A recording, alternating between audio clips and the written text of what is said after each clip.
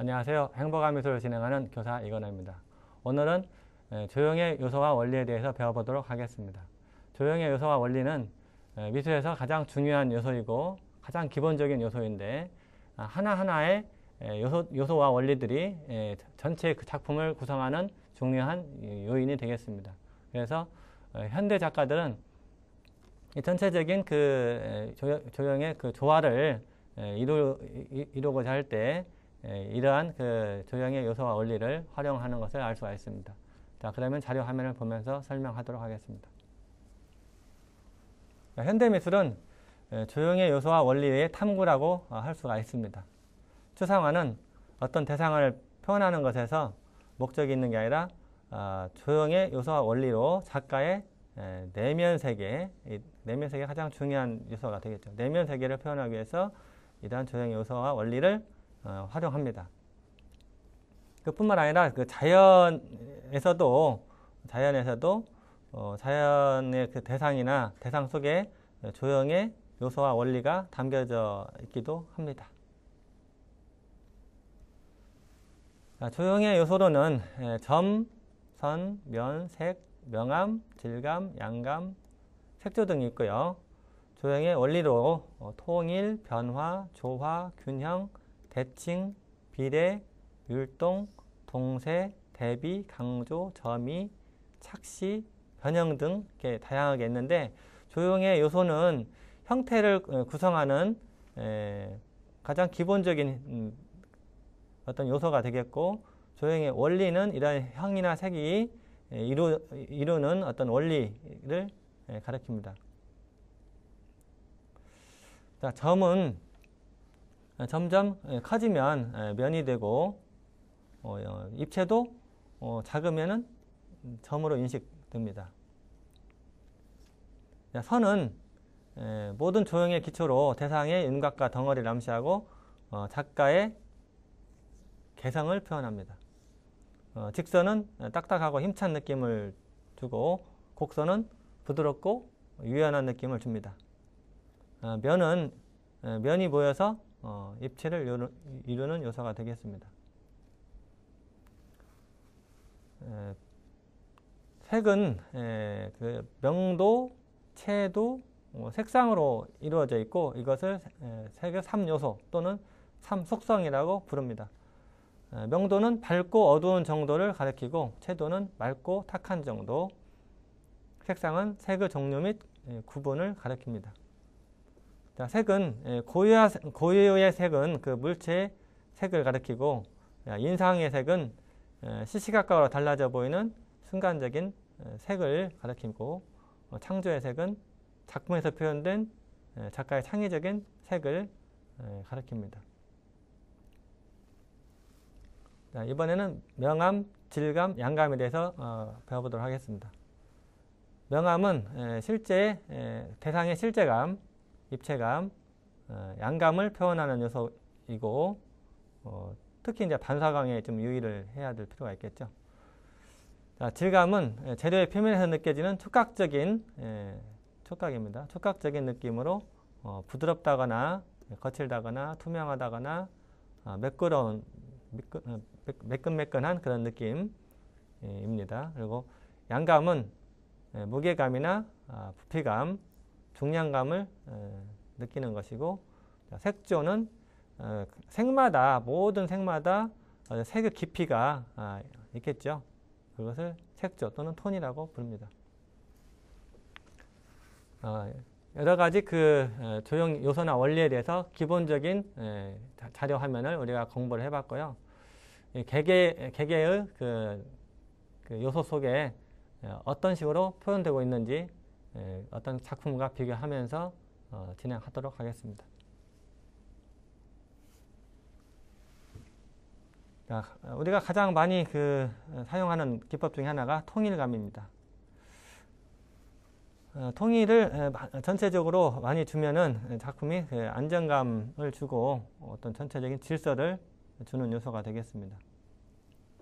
그러나 지나치게 되면 지루하고 딱딱한 느낌이 되기도 합니다.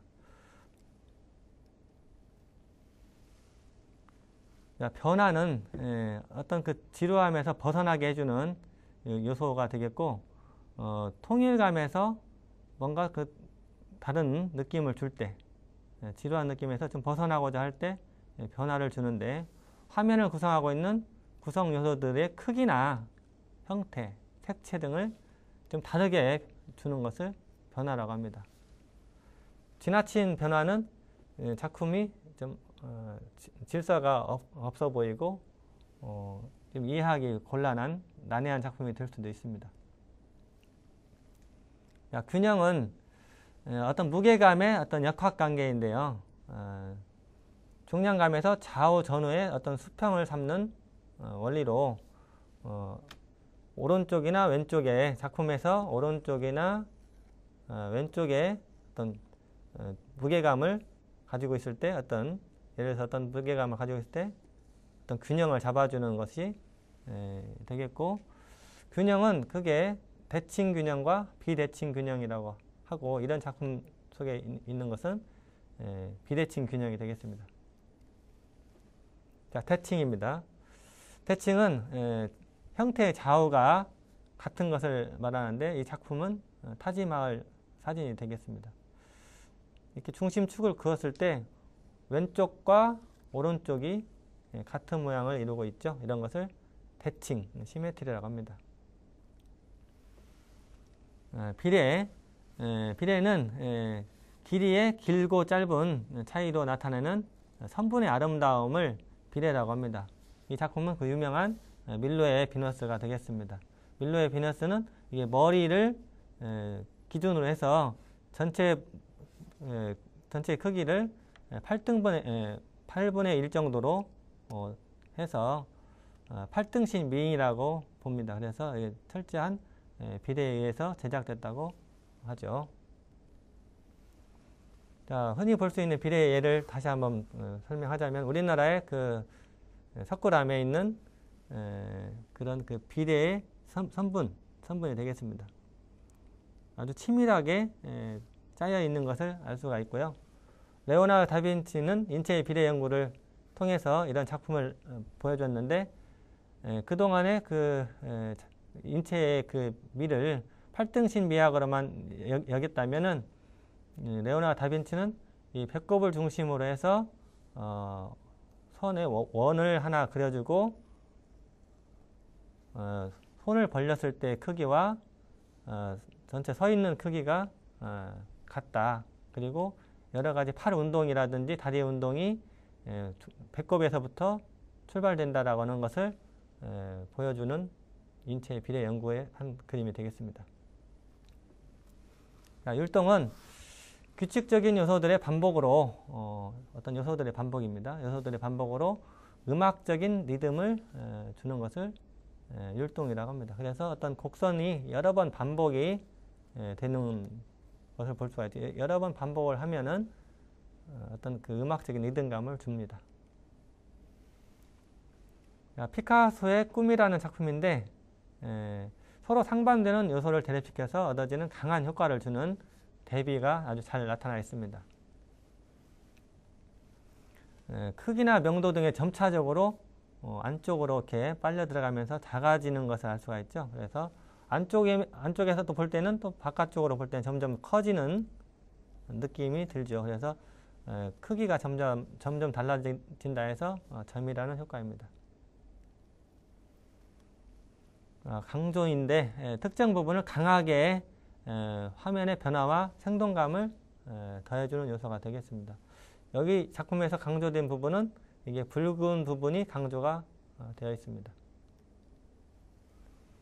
자, 삭신은 시각적인 착각을 일으키는 어떤 현상이나 작품을 가리키는 것으로, 여기 참고 작품은 바자렐리의 작품이 되겠습니다. 마치 얼룩말 두 마리가 이렇게 보여지는 듯합니다. 보색이라는 것은 20색상환에서 마주보는 반대쪽의 색의 관계를 가리킵니다. 그래서 빨강의 보색은 청록이 되겠습니다. 또는 노랑의 보색은 남색이 되겠죠. 이런 식으로 보색 관계를 알 수가 있습니다. 보색 관계로 보여지는 고의 작품인데요. 아까 그 20색상에서 본 것처럼 노란 부분은 파란 부분과 보색 관계라는 것을 알 수가 있고, 고의 작품 속에서 가장 많이 등장하는 보색 관계를 이용한 작품이 되겠습니다. 기하학적인 추상의 가장 대표적인 화가는 몬드리안으로 철저한 어떤 비례감에 의해서 그림이 그려집니다.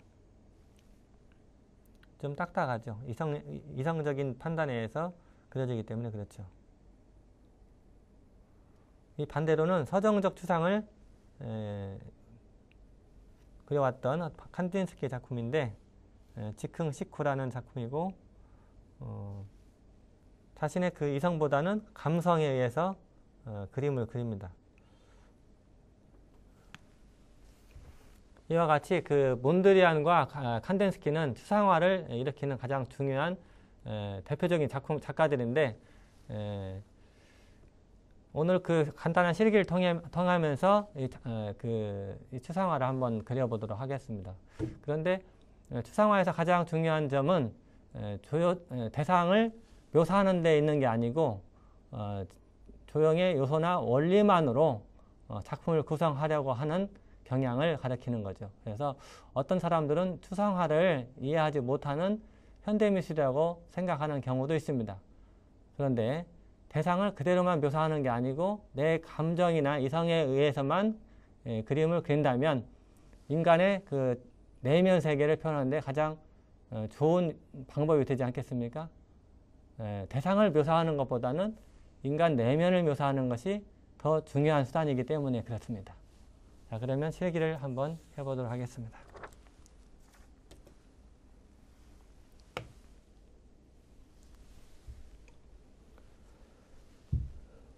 조형의 요소나 원리는 점이나 우리가 점이나 선, 그렇죠? 선을 이렇게 어떤 특정한 묘사를 하는 게 아니고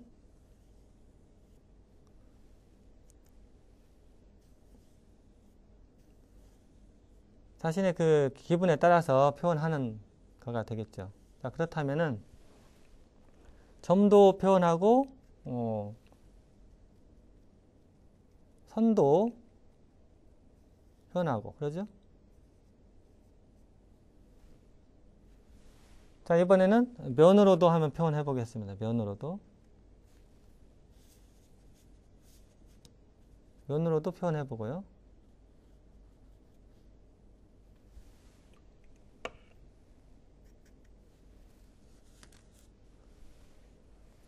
면으로도 표현할 때는 좀 넓은 데는 이렇게 물을 좀 많이 섞어 가지고 표현하도록 하겠습니다.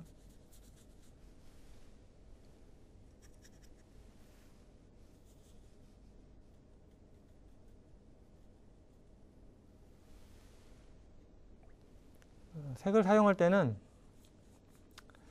가급적이면 어떤 색조의 깊이가 표현된다면 매우 좋을 듯 합니다.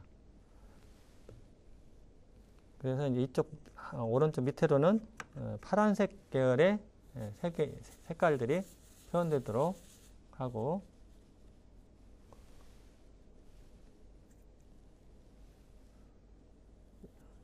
아까 이곳에는 노란색과 잘 어울릴 수 있는 갈색이 들어가면서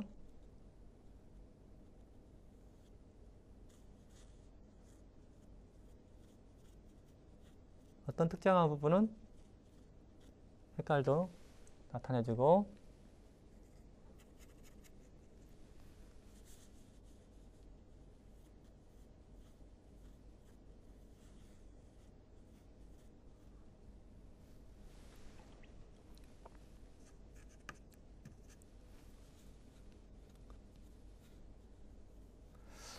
추상화를 할 때는 이런 작품을 할 때는 어떤 그 음악을 들으면서 표현하면 더욱 좋습니다. 제가 좋아하는 음악으로는 비발디의 사계 중에서 겨울 1악장, 이걸 들을 때 훨씬 더 리드미컬하게 그림을 그릴 수가 있습니다. 여러분들도 추상화를 할 때 그냥 그리는 것보다는 어떤 그 음악을 들으면서 표현한다면 더욱 좋을 것 같습니다.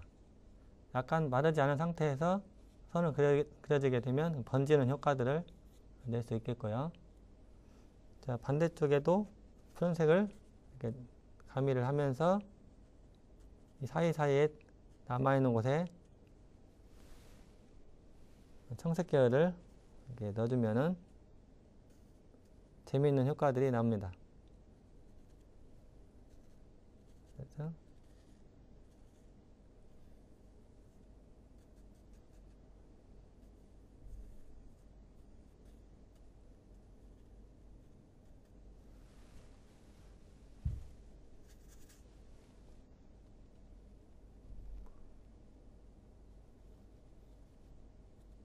여기에 어떤 동그란 모양들을 한번 그리면서 이게 마치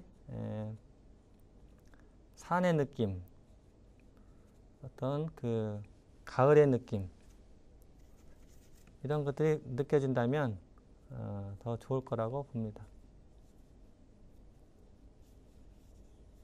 그래서 이런 원들을 자주 많이 사용하는 것은 어떤 그 리드미컬한 어떤 율동감을 살리기 위해서 표현한 것이고, 이런 파란색 기운과 붉은색 기운을 나누어서 표현한 것은 색의 대비를 표현하기 위해서 이와 같이 시도해 봤습니다. 이런 그림들을. 그러니까 순수한 작품을 표현한다기보다도 학습에 도움이 되기 위해서 이렇게 했다고 하는데 의의가 있다고 생각합니다. 자, 이상 추상화를 이해하기 위해서는 그 조형의 요소와 원리를 활용한다는 점과 마찬가지로 조형의 요소와 원리의 각각의 요소와 원리를 통해서 배워서 어떤 작품을 구상하는데 또는 제작하는데 많은 도움이 될 수 있을 거라고 생각하고 이 시간을 배워봤습니다. 이상 마치겠습니다. 감사합니다.